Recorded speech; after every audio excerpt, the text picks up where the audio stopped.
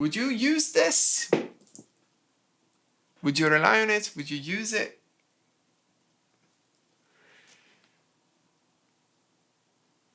Probably not. Well, hello and welcome back to another review. Today we're gonna take a look at adapters. Canon to Fuji mount. We're gonna take a look at the Viltrox speed booster, the generic EF-FX1, which we're gonna soon find out that is exactly like the Viltrox, and the Fringer EF-FX2 Pro 2. I'm gonna using a Fuji X-T200. I'm gonna swap them over with the same lens. I'm gonna be using the Canon 50mm 1.8 STM, and then for further test, I'm just gonna check the image stabilization using the EFS lens. I'm Aloy, this is Alex Suggests. Let's get the video started.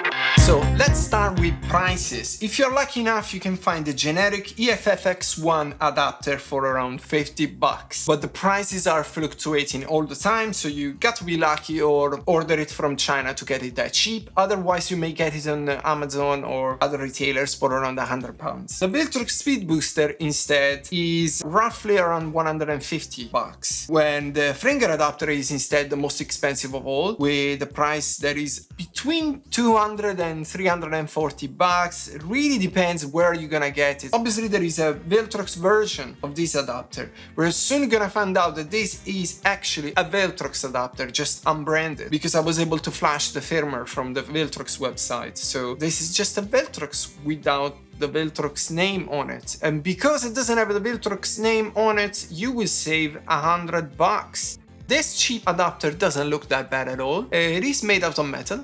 It's got a removable tripod clamp here on the bottom that you can just screw it away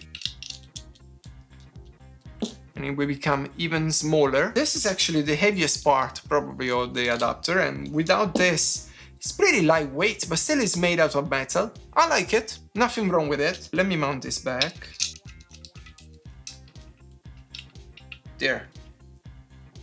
So what does the Viltrox offer for a tad more? Obviously you have the focal reducer. You still have the tripod mount, which can be removed, but you don't have the thumb screw to be removed without tools, so you will need an Allen key for this. In terms of build quality, it's pretty much the same. Maybe it feels a little bit better, but really what is making a difference here is the glass that is inside. And then we have the Fringer. Well, the Fringer adapter is instead on a different league, simply because we now have an aperture ring, which is really nice actually. But to be fair, you have those dials on the camera, and if you have it set the way I have it is already set to change the aperture of the lens. Is there really that much of a difference? Instead of doing this, you do this. I don't know. Although I love the way this scrolls, it's very smooth, but also clicky. So it's got the best of both worlds. I'm not saying it's not nice, it is fantastic. I'm just saying I wouldn't necessarily pay 200 or 250 pounds more just for this ring. Just saying. And then the build quality is okay, but I must admit that after touching these other two, I don't know, I feel like these two are more solid. They have a more solid construction. And in terms of weight, we're probably talking about just the same. The only difference I can tell you about when it comes to aesthetics is that the generic adapter didn't come with a lid, nor for the top, nor for the bottom part. Okay, so let's mount these adapters to see if we feel any difference when we're trying to mount these. So I'm gonna match the red dot with the red dot. That's it, done. Pretty good. Let's do the same here. Done. Okay, I can see a better play in the Viltrox Speed Booster. Let me try again. The generic.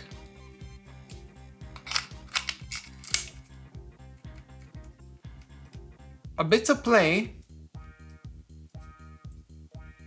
but probably a little bit better than the Viltrox Speed Booster. And last but not least, the Fringer.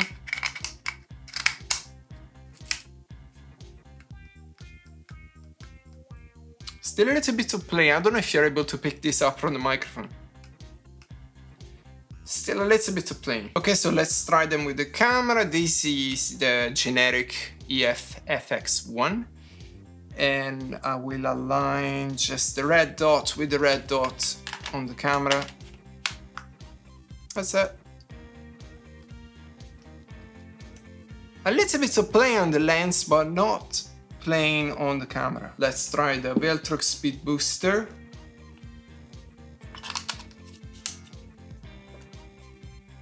Red dot with a red dot. Okay, so the Speed Booster has got a red dot a little bit inside, so you can actually see better than the generic one, which has got a red dot only on the top. So when you're trying to align it, I mean, still you will be able to do it, but I like this one better.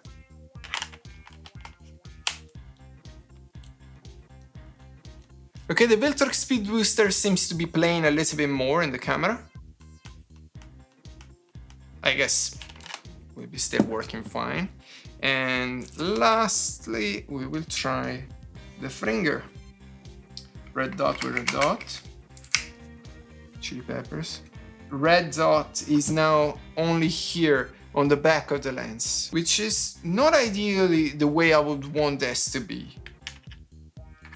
Yeah, I must admit this is the worst compared to all the other adapters, having the red dot only on the very back, and because of the angle is very tilted, it's also a very small red dot. But let's mount it on the camera, shall we? Okay. Not playing on the camera at all. It's a perfect snag fit on the body. Okay, time to see how do they compare in action. So I'm gonna be trying the autofocus, first in picture mode, then in video mode, single, continuous. Let's start with a single autofocus in picture mode. Okay, we're now using the generic adapter. We are in picture mode, manual aperture, and it looks like we're having a very difficult time with single point autofocus. I just placed two items 1 meter apart. I don't think you're able to tell, but this is an LED light. Actually, if you're interested in this is what I consider the best bang for your bucks when it comes to LED lights. You're not gonna be able to see it, but if you're interested in this item, there you go. Hi. I'm saying I'm gonna do a giveaway, so maybe subscribe. And this is instead Canon EF-S zoom lens 55 to 250 millimeters. No, we're just having a very difficult time. I'm trying to zoom on it by half pressing. Let's see if I tap on the display.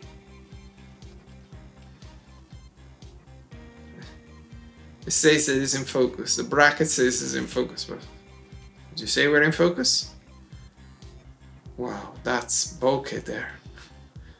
Total bokeh. I love that. So this was the generic 50 quid adapter with the Canon 50mm f1.8 STM. Okay, we're now using the Viltrox Speed Booster. I've forgotten to mention before that all these adapters have been updated to the latest firmware. I'm in picture mode, manual exposure, obviously autofocus is really struggling.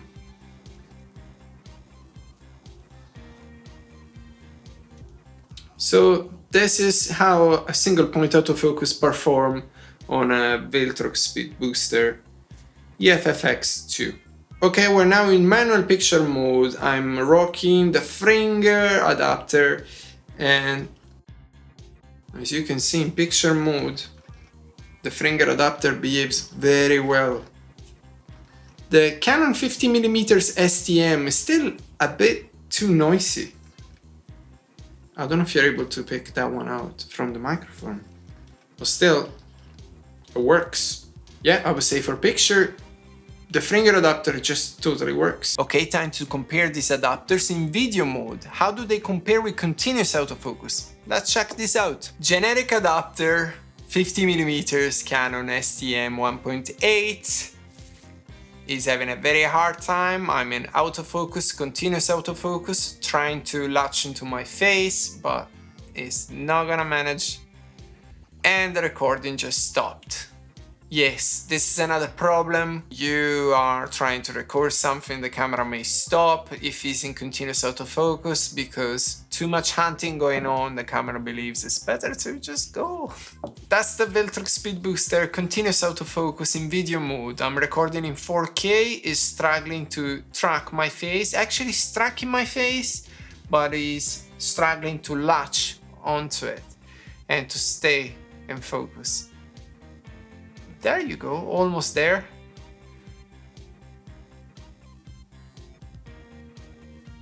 Absolutely unusable. Okay, we're now rocking the Fringer adapter with the Canon 50mm 1.8 STM. Oh yeah, I'm using continuous autofocus and it's the only one that managed to latch into my face. Although I'm not doing that much of a movement, but it's hunting, okay? As soon as I moved a little, it started to hunt.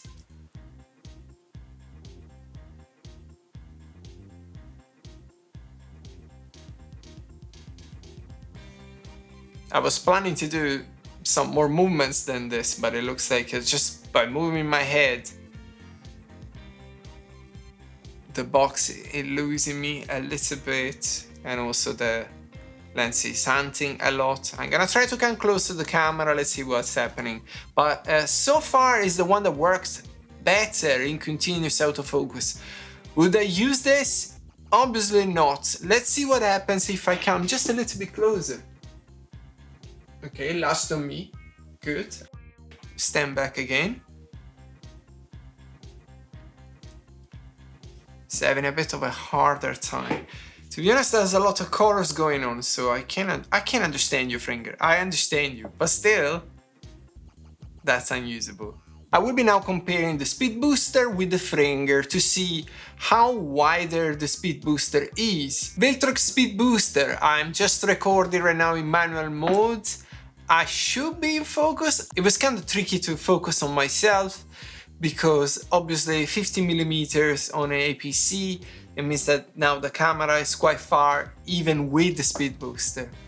But that's the field of view that you get. One of the biggest downsides for me of the Speed Booster is that because of the lens inside, you will not be able to mount EFS lenses. And this is for me a deal breaker, considering that some people may want to adapt lenses because they have a big collection of lenses. Some other people may want to just invest into something a little bit low budget. So just getting EFS lenses is something that some people may be after, and you cannot really quite do that with the Speed Booster. So for me this is a big deal breaker, but I may understand that for some people this may be the feature that they are after, getting more light in and also getting almost a full frame size. But is it really worth the hassle on an APS-C sensor? Perhaps for me, not really. I would understand more this solution for a Micro Four Third, where the sensor really could do with a bit of extra light and a bit of extra widening in the field of view. Otherwise, I would prefer to be able to adapt as many lenses as I can, as best as I can. So for the next test, Speed Booster are out, and what I'm gonna be trying to test is how the Fringer adapter and the generic EF-FX1, the $50 adapter, compare in terms of support of the image stabilization that is in the lens. So I'm using the generic adapter with the EFS 55 to 250mm. I am able to control the aperture of the lens just fine by using the camera dial. What I'm struggling with is actually the autofocus. Let's try this again. Nope. So, let me see, let me change the ISO.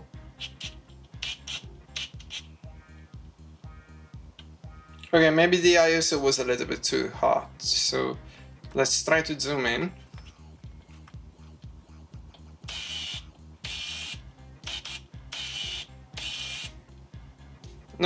Okay, so I'm just gonna quickly move to manual focus. Manual focus is on, manual focus on the lens as well.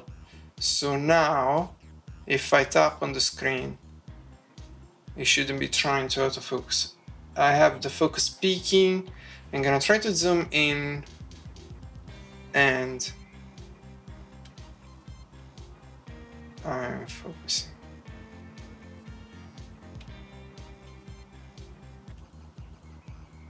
Kind of tricky, but it's possible. So the focus says that I'm in focus, but the image stabilization is switched on the lens. I'm trying to switch on and off right now and it's not doing anything at all.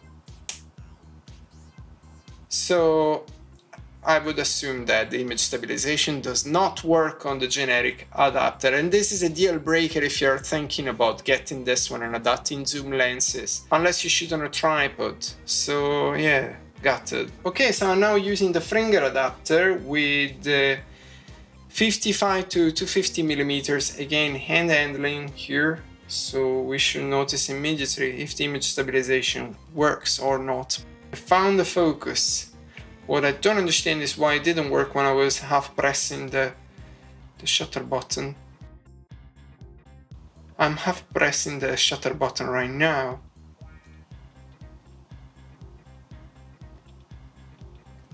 It doesn't look like it's doing anything really, but there is something working there. I can tell there is the image stabilization. I'm hand handling and talking, and it's not in focus, but it's stable. So let's fix that with a manual focus, hopefully. Manual focus on the camera, manual focus on the lens, and I'm now able to use the focus ring.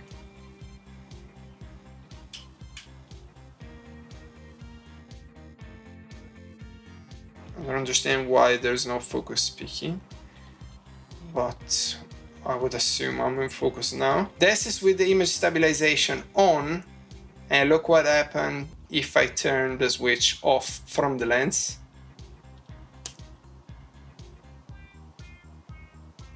This is image stabilization off. There is no way I can be as stable as I was before. This camera does not have IBIS. So let me switch it back on.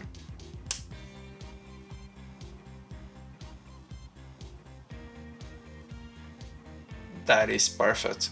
So before to jump to the conclusions, another field where the Fringer really shined was the update process of the firmware. Basically, Viltrox have removed all their firmwares from their website, coincidentally when they also released their own lenses. Although, if you reach out to Viltrox, they will send you the firmwares that you need. I managed personally to update both these adapters. Even though this is a generic adapter, I was able to flash just basically any Viltrox firmware they released to try to see which one worked best. I think I'm gonna make a separate video for this because it was not a straightforward process, just because I had to dig and find this firmware, as well as many people have issues with cables and stuff. It's not that complicated, but I feel like this will require just a separate video. So if you're interested in something like this, probably will be linked right here. So I would put these two adapters on the same exact league when it comes to updating the firmware. You will spend your time to find the firmware and flash it. Most of the firmwares will work worse. You will need to revert back, trying different ones and see which one works best with your lenses. Now for me, maybe because I'm a bit techie person, this was not a deal breaker because still I was able to obtain the result I wanted. But I may understand this may not be ideal for some. So just because of this, the Fringer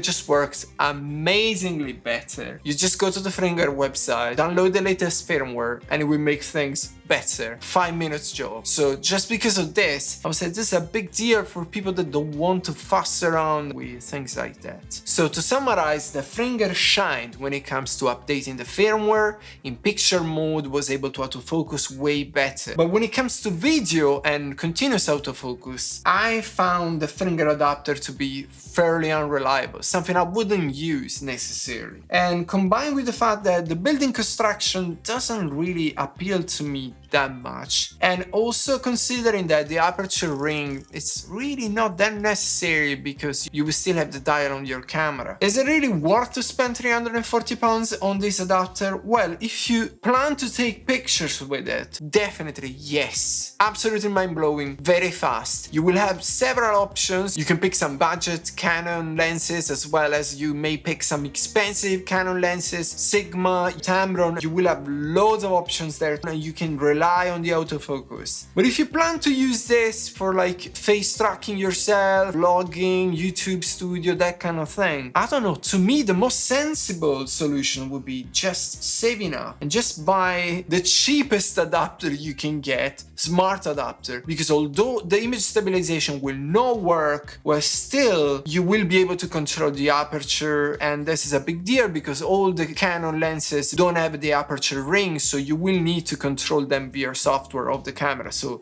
if you don't have a smart adapter, basically you cannot use them. You can pick this one up for like 50 quid, and I think for the price is mind-blowing. But if you don't have the IBS on your camera, then maybe still spend more money and get the Fringer, because you will have the image stabilization working on your lens. And this is really a big deal. So I'm a bit conflicted when it comes to the Fringer. It does many things well and some others so and so in a way that it's not the way I would want to invest my £340. So I maybe just not keep this one. So on the right track, not perfect yet. On the other end, the Viltrox Speed Booster is the adapter that convinced me the least. It is something in the middle. If you're spending £150 for this one, you may as well spend the extra 100 on 150 and just invest into the Fringer adapter. I cannot see really too much of a point in having the focal change on APS-C cameras, maybe that much. You can adapt way less lenses. For the price, you still cannot rely on the autofocus, not even in picture mode. Struggling with adapting the firmware. It was not for me. So for me, it goes down to these two. Do you have a little bit of budget to spend? Then go for the Fringer. Do you want to invest as much budget as you can for lenses? Then definitely get the generic one. Save up a lot of money. And if you want to get any of these adapters, by all means, please use the affiliate links. They are linked below in the comment box. You will pay exactly the same, but I will be able to make a little commission out of it. This helps the channel tremendously to grow and to offer you this sort of videos. If you found this content useful, please press the like button. And if you want more of this content, then subscribe below. Stay in touch and comment me what are your favorite adapters. Do you have one of these? Do you find some workarounds? Something I haven't figured out just quite yet? Please comment below. I'm Aleloy, this is Ale Suggest, audio and video suggestions for the creative minds, and I will see you here very soon.